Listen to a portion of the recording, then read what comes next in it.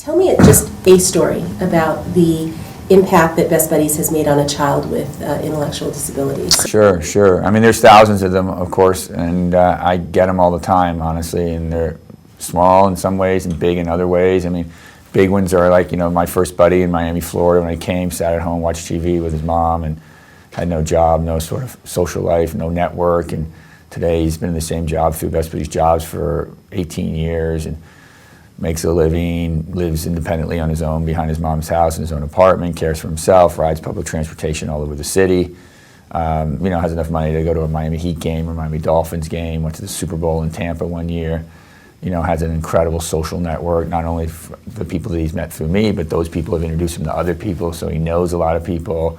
He really lives a thriving, integrated, wonderful life, and I think that's what we all want for our kids. I mean, I want that for my kids, and you want that for your kids, and I think the parents of people with special needs want exactly the same thing that I want.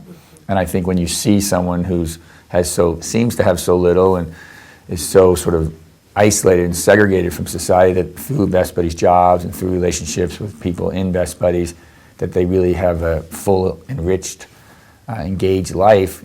To me, that's a home run, big success, and I think that's what we really want. And I think, they start in little baby steps in schools. I'll go to a school and be a kid that will be bullied in the school or left out or eat lunch alone, and now they're having lunch together. They're the prom king or the prom queen in a school. A kid was telling me just yesterday that she was in the hospital a couple months ago, and she got flowers from her buddy, and it's the first time she'd ever gotten flowers from anybody in her whole life, and she's, I think, 32 years of age.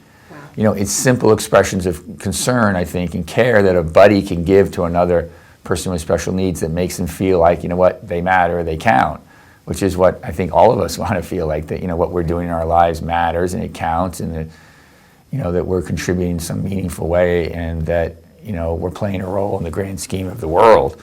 And I think, a volunteer can do that for a person with special needs, but a special needs person does it, without even knowing it, to their volunteers, and making them feel like, wow. When, you send it to a person with special needs, it may be one of the most important things in their whole life. Right, and because wow. They don't experience that on a regular basis. And they don't expect it, and I think, it's great, when you get in a mindset, and I think people with special needs have that very often. You get in a mindset where you don't expect things, and you don't expect someone to do X, Y, and Z to you, and then when they do it, you're like, wow, you're overwhelmed by it. I think we get in a lot in our society, too, where everybody expects you to write a thing, you expect when you flower, you have a kid, they expect you to send something to them.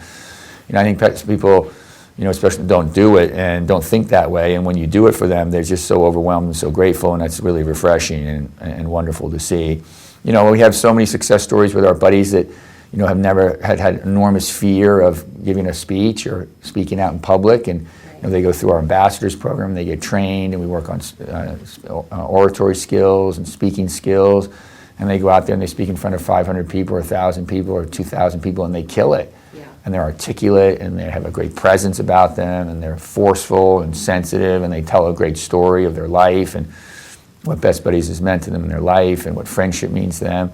And I think when you see someone who's so shy and reserved, and then they come out of their sort of shell, and they command an audience of 2,000 people better than Barack Obama, it's exciting. I mean, it's a real success story. Or when in my own personal life, when I have a buddy and he meets my children, and my children become more patient, more compassionate, and more grateful for the gifts that they have as a result of having that person around them and seeing that person. Mm-hmm.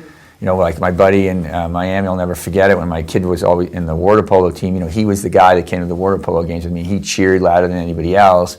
My kid would be in the huddle with his team and the coach, and my buddy would get in the huddle, and he'd be part of the team, and even the most tense moments, he'd jump in there and he'd just relax the whole team. And he was just such a fan and so much enthusiasm. And it's one of the things that my kid remembers the most about, water polo season, not being captain of the team, but, that, George was part of the team, and he was there, and the coach still, when I see the coach, he still says, oh my God, it was so great when George came to all the games. We missed it so much when your son Teddy graduated. So, I think that, there's just so many little stories like that, where they have a huge impact and, carry their grace and their presence of God with them, and I think it, enriches everybody's life.